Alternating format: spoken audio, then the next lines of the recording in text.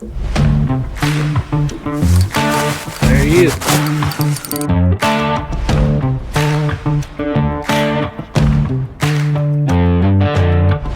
Hey, good morning, folks. Brad Cross here, BJC Outdoors. Hey, we're down on Tennessee River this morning. Gonna do a little crappie fishing, man. Gonna change gears for a little while. Got a big shad kill going on the river, man. Water temperature everywhere I've been has been 40, 41 or less. Last time I was out, it was 36 at the boat ramp. So, got a lot of shad dying. Catfish got plenty to eat. This cold water's kind of got them shocked. There are catfish, big catfish out there to be caught, but this is the time of year I usually take to catch me a few crappie to put in the freezer. And right now is the perfect time, today anyway. It's overcast skies, light wind. We're going to be fishing on brush piles, treetops. What we're using today, man, is that's a Bama Boys jig. I don't know anything about them. I've seen them, they look good. I bought them, they had a big sickle hook in them. That's a 1/32 ounce head. That's a Bobby Garland called Crystal. Looks just like a shad, man, in the water. I tie mine with a loop knot. That's very important. I'll show y'all once we get to fishing. Main thing is keeping that jig, sitting upright like that. That's the main thing. Using 6-pound vicious line. This is a Sam Henson's super sensitive rod from B&M. And this is just an old cheap reel, man, I picked up at Walmart, which is a dang good one. This is a Shimano FX 2500. That's a good reel, man. I think I give like 15 bucks for it, but it's a dang good one. And what we're doing is basically just throwing out here in this on these treetops and reeling it real slow and then letting it fall. And then reel it real slow, just letting it fall. That seems to be the method that works for me this time of year, because the shad kill, I think I got a bite. With the shad kill going on, everything's moving slow, and that just barely pulling that jig through the water and then letting it fall replicates a dying shad. So that's what we're gonna try. Like I said, that's what usually works for me. Anywhere I go on the Tennessee River, that works. Whether you're fishing on treetops, live springs, or whatever, that pattern, that retrieve works. The main thing with crappie is finding out what depth they're in. As far as suspending, crappie feed up, so they could be in 25 foot of water, but be suspended at 18 foot. So you got to keep that bait above them, but at the same time you got to get it close enough to them to get a reaction bite, because there's so many dead shad in the river right now that just throwing it out there and just doing a random retrieve just ain't gonna work. But crappie are picky. Any of y'all that do any crappie fishing, they're very picky, so you kind of gotta figure out what they want.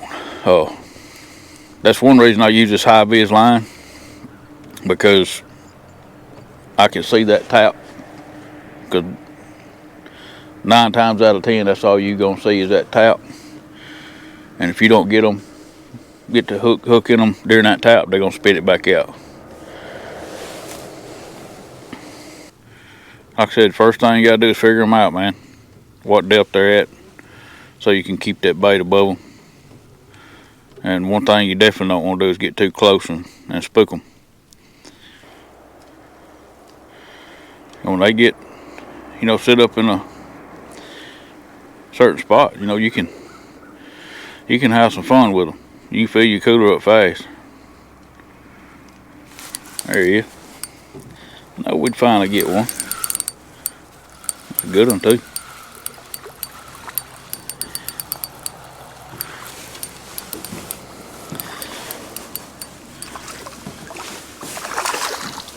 Come on in here, buddy. There we go, folks. That's our first crappie today. That's a good one too. Main thing is trying to be quiet.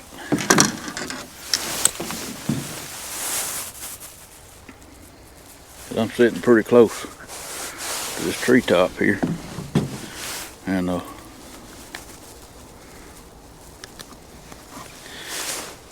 or it's a brush pile.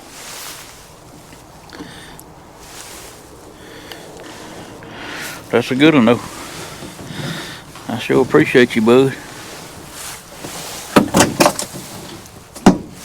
That's the problem with these things, is trying to duplicate every cast the same. And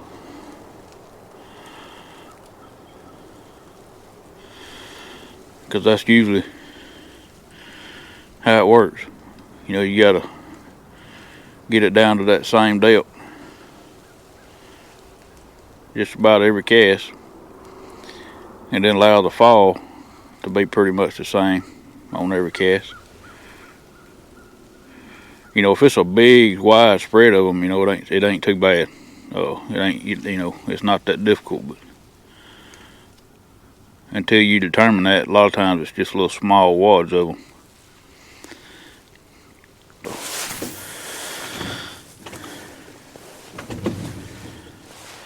It's a place that I've fished many years.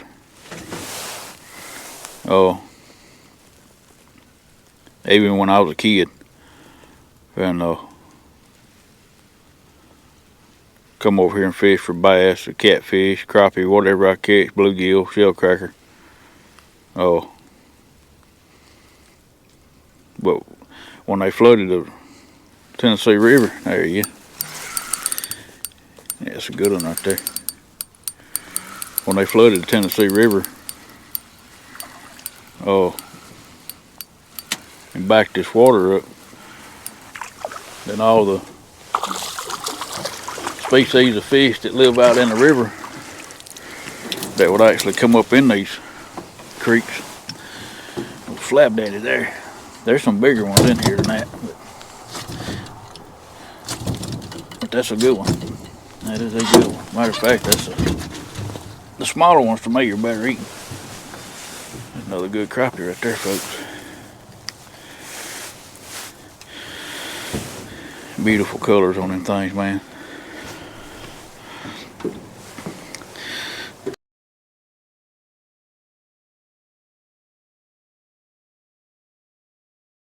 Usually for me, crappie trips, if you give me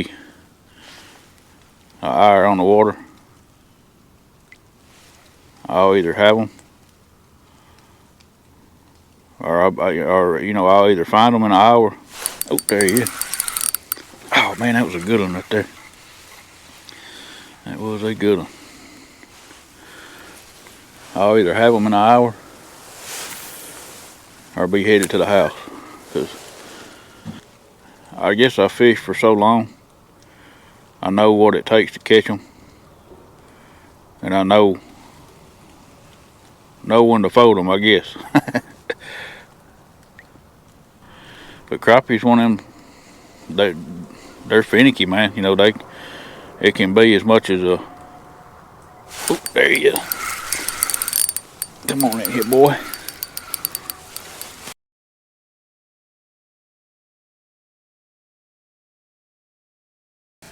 Don't get in that trolling motor. Yeah, another good crappie. Another good crappie. Another good one.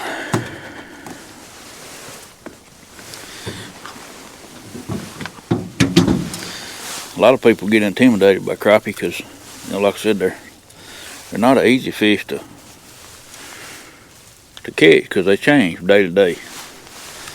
There's another good one, folks. They change from day to day, and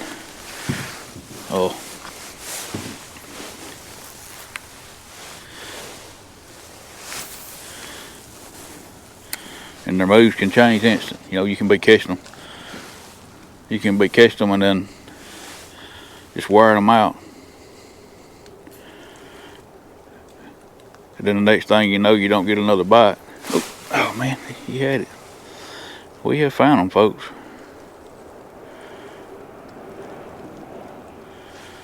Just letting that jig fall.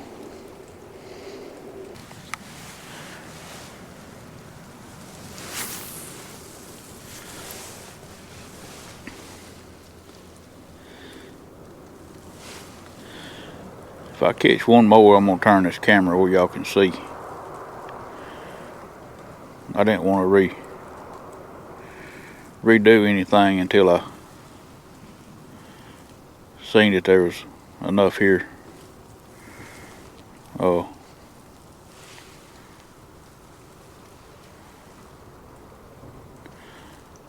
To catch, because I have come over here and caught one, and that was it. You know, like I said, these things move around. And you gotta hit. Oop, there you go. You gotta hit that spot. Man, I don't know if that's a crappie or not. He ain't fighting like one. He's fighting more like a striper.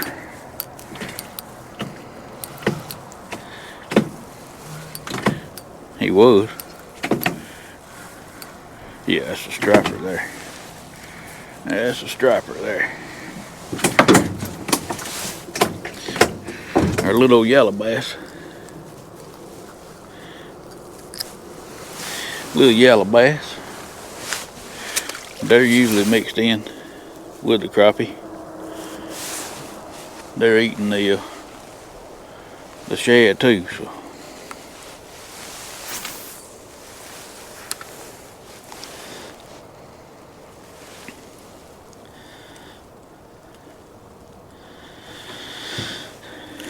Y'all can watch that line right there, folks. I think you can see it. What I do, I'll reel it a couple turns like that, and then just let it fall. And you'll see that line go, and that's when you know the crappie's on there. You got to get him in amongst that tick, because he will spit it. You know, I got out of all of it for about 10 years. I quit catfishing. Didn't fish for anything but bass. I got caught up in that tournament world, and it took me away from a lot of things I enjoyed, as far as you know, fishing and things I like to fish for. But once I got out of the bass fishing world, I went straight back into catfishing and started doing some things that I enjoy doing. Which I enjoyed the bass fishing too, don't get me wrong, and I still love the bass fish. It just, you know, fishing in a tournament world like that, you don't have a lot of time for anything but what your tournament is, you know, because, you know, you pre-fishing, you know, you're on different lakes all year long, you know, from January to January, there's tournaments. And it's kind of like if you ever get a taste of that wind, you know, it's like everything else. You get addicted to that competition and actually being able to go out there and show your skills. And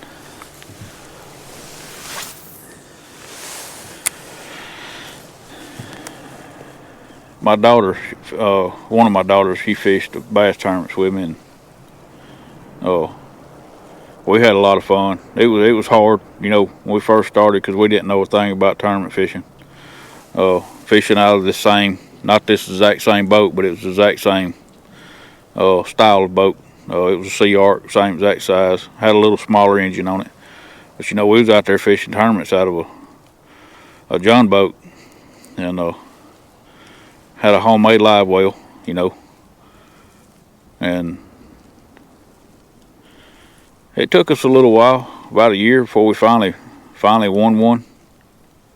And once we won it, man, it gave us that confidence, and we was we was on fire after that. So, missed that one. Sitting there running my mouth and missed a tick.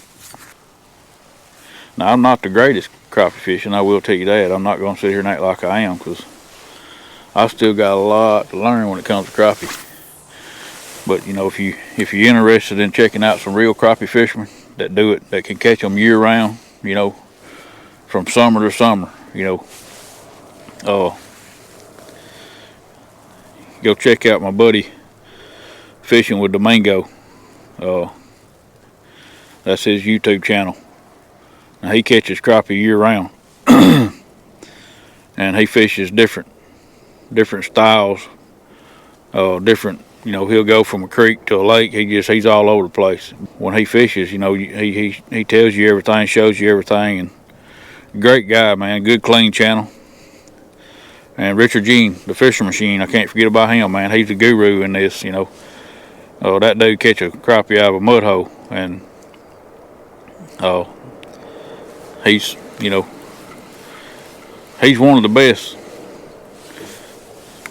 He is the best that I know here local, at catching, well, all species of fish, but mainly crappie. You know, crappie ain't easy to catch, man, for me. But Richard Jean, you give him one pole, one jig, and put him on a dock somewhere, and he'll find a crappie on it. You know, he's good at it.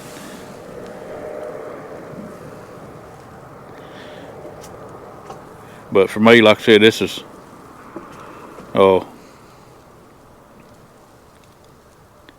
I don't do it enough to get real good at it.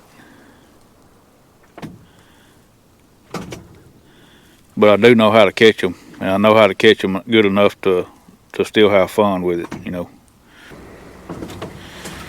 It's kind of funny, I've came over here before, just absolutely smoked these crappie, and then come back the next day with some live bait, you know, thinking I was really gonna smoke them. And I didn't smoke nothing but time. They that jig bite, man, that's a whole nother ball game. And I think the main thing is it's just something different, because you drop a live minnow down there, and amongst all those shad, you know, it's just another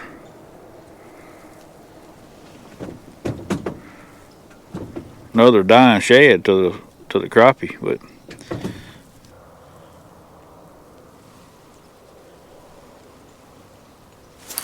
there you go.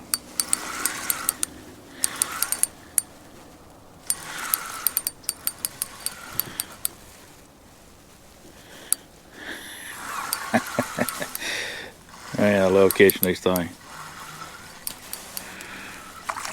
Love eating them too, man.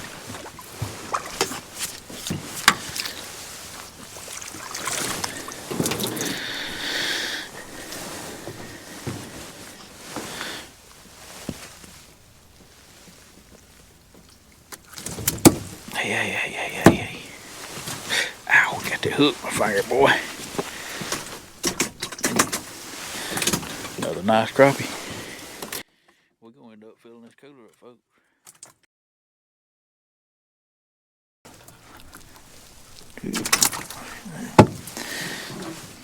I got to get me one of them fish counters.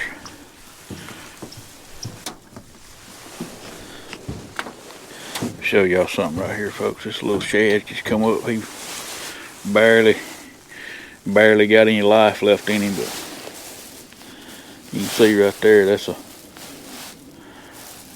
not too much difference in the size. That, you know, of course, that real shad is a little bit bigger, but there's all sizes of them out here.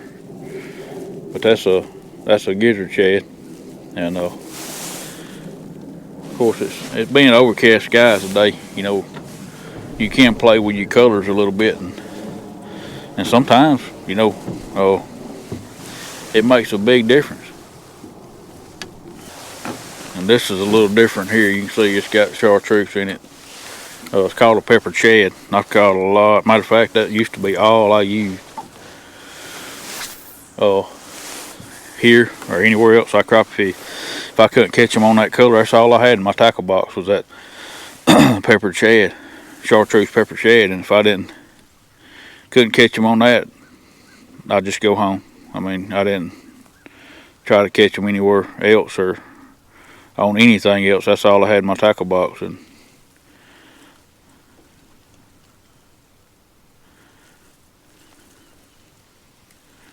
oh, there he is.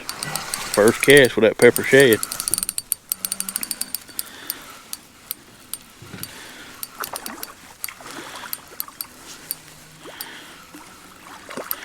Like I said, folks, I made 5 casts with that Bobby Garland.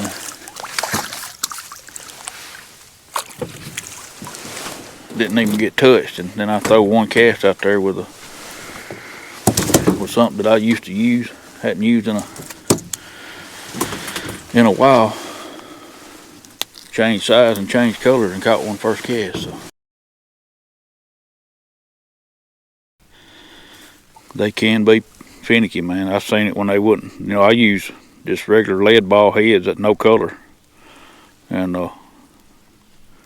I've heard of crappie guys and stuff saying they won't hit a pink head, but they'll hit a red head or a yellow head. And,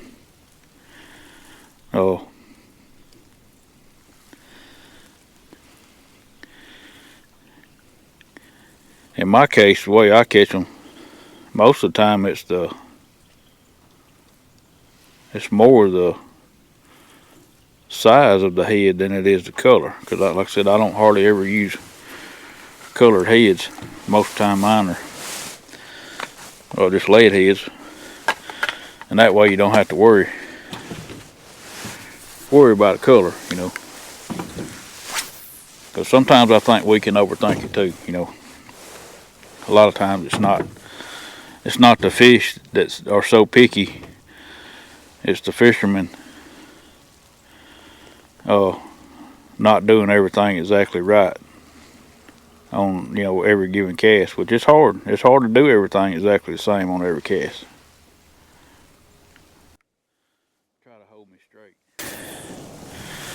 What I'm doing, folks, there's a brush pile right here.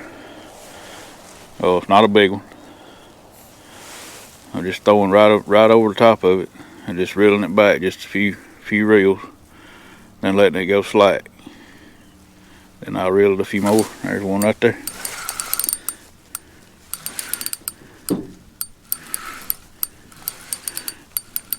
Yeah. And he wanted to go. He wanted to go on the other side of the boat. That's all right, buddy.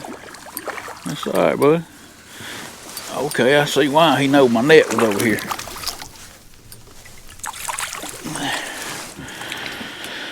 Another nice one.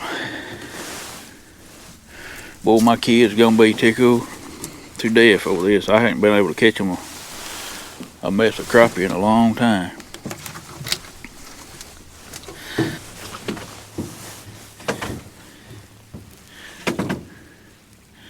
I'm trying to keep y'all in camera view. I could fish this no problem, but I'm trying to keep y'all in view of what's going on. Oop, there he is. That's a good one right there. That's a good one. He feels a little heavier. They all good ones.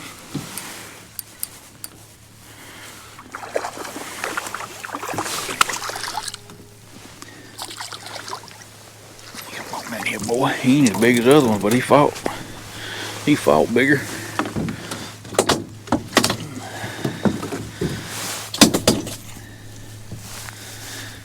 Sometimes they think they're bigger than they are. He's a nice one though.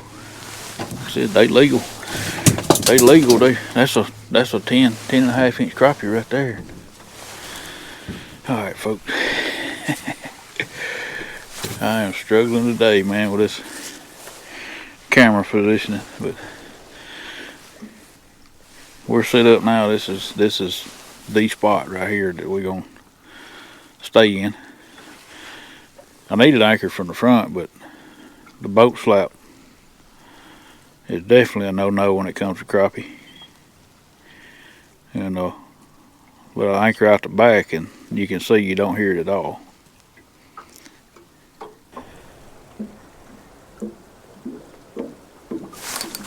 There he is.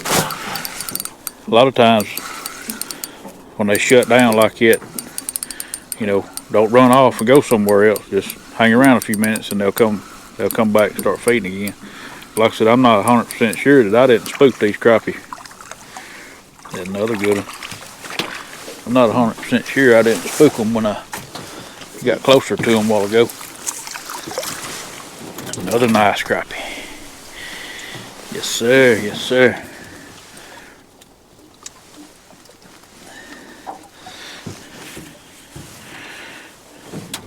That's what I like about them sickle hooks right there, folks. See that jig's got a little bitty tiny head on it, but it's got that big hook on it.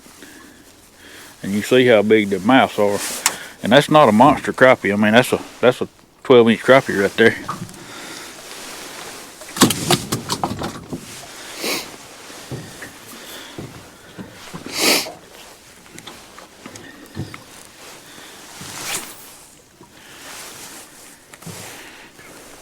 They shut down there for a minute or two, but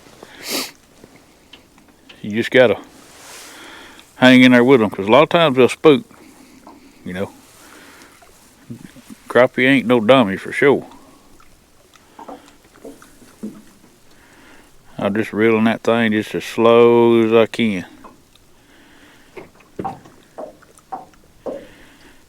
I say them first couple, they wanted it falling, you know, slack line falling.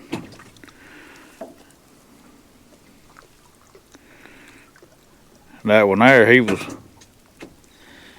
he wanted it moving. Just barely moving it, man. It's almost hard to reel that slow, to be honest with you.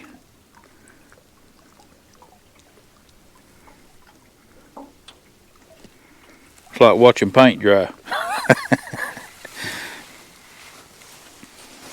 The point of today's video, folks, was to show y'all how I catch fish using dead scope.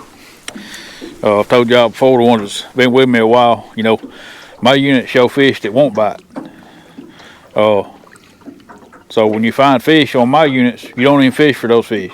You fish for fish outside of that school of fish, because the ones that my unit shows, they won't bite. They just don't bite. So that's a dead scope unit. You know, a lot of people use live scope. I'm using dead scope. So it's a big difference from using the live scope versus the dead scope.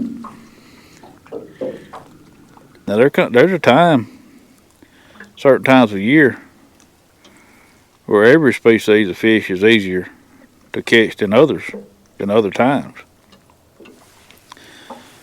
But you know, they're all catchable year round. It's just, you know, most people target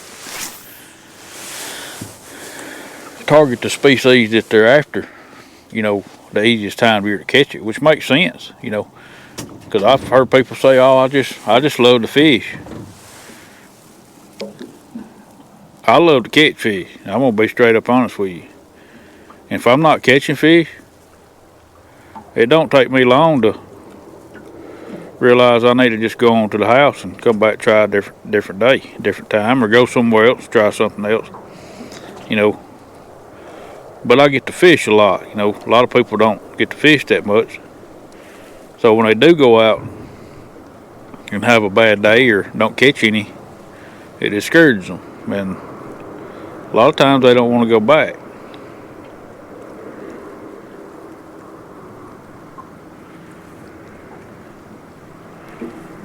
And I have seen people. My dad was one of them. And my dad was a great fisherman. He caught a lot of fish. And he used to outfish me when I was a kid. And but he taught me how to fish, and then but he taught me too well, so I ended up being a better fisherman than he was as I got older. But my dad go to the lake, and he stayed there all day long, and he may not catch nothing. You know, if he caught a drum, or if he was crappie fishing, if he caught one crappie, he stayed there all day long, because he loved to fish. He loved being out there. He you know, he enjoyed life and doing what he loved to do. And a lot of us, you know, including me, take that for granted. You know, you know, you're not going to be here forever. When the good Lord calls you home, you're going home. And so, you know, if you get a chance to go, you better go and enjoy every second of it. Because they will come a day, you know, if you live long enough, there'll come a day when you're too old to go fishing, or too old to get out there, you know. And And there will come a day when the good Lord calls you home, and you know, and then it's too late, you know. So I try to go as much as I can, you know, and I try to enjoy it as much as I can, and even the bad days, and share it with y'all, you know, because every day I come out, man, it's a blessing to me. You know, to come out and find these crappie, you know, it's just a blessing, you know. Being able to go is a blessing, and if you catch them, that's just a double blessing to me, you know. I do know if you start your day out in the presence of God, then the 99% of the time you're gonna have a great day. And I try my best to every morning, you know, if I'm on my way to the river or whatever, you know, cut me some praise and worship music on, and that's what I listen to, and it kind of gets me feeling good about myself and the day, and you know, and thank him, man. When you catch a fish, thank him for it, you know. Everything happens for a reason, you know. We're not promised anything, and except to inherit the kingdom of God, you know, at the end of life, if we've got him in our heart. And you know, people think to be a Christian you got to be perfect, and you don't. You know, you don't have to be perfect. I'm not perfect. No one's perfect. And that's where a lot of people get confused about being a Christian. You know, you don't have to, you know, it's not a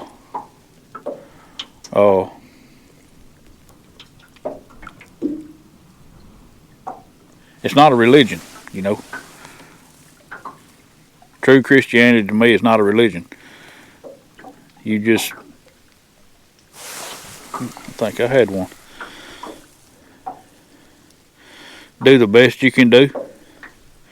And if you screw up, ask for forgiveness, you know. And God will forgive you right there at that very moment. And you just start with a clean slate, you know. All right, folks, we're finna wrap this one up, man. Come out here for, I don't know, we've been here about an hour and 15 minutes. Had a good morning, man. I got about 8 nice crappie in there. Matter of fact, I'll show them to y'all. They're big crappie. Like I said, I didn't come out here to stay at home a long time or anything. I just want to come out here and get some to eat. But they done slowed down. But them are big slab crappie right there, man. Nice crappie right there. But that's all I want to clean this morning. Like I said, I got to go home, get some stuff ready for work, and get everything lined up for work this week. But I just want to come out here, man, and catch a few crappie to eat, because like I said, I love to eat them and I love to catch them. Like I said, I don't like to take home more than I can clean, you know, in a short period of time. Now, I ain't gonna sit here and say if they wasn't biting just one right after another, I wouldn't call a limit and carry them home, you know, because that's a lot of fish in the freezer. But anyway, I had done a crappie video, and since this past spring, I think I done one. But it is one of my favorite things to do, man. Come out here and catch crappie and panfish, stuff like that. I really enjoy it. And you know, what's going on with the main river and stuff, with the shad kill and everything, I thought it'd be a good time to do it. And plus, I want some for supper, so it all worked out. But anyway, I appreciate y'all watching the video, man. Hope y'all enjoyed it. I'll catch y'all on the next one. See you then, and God bless you.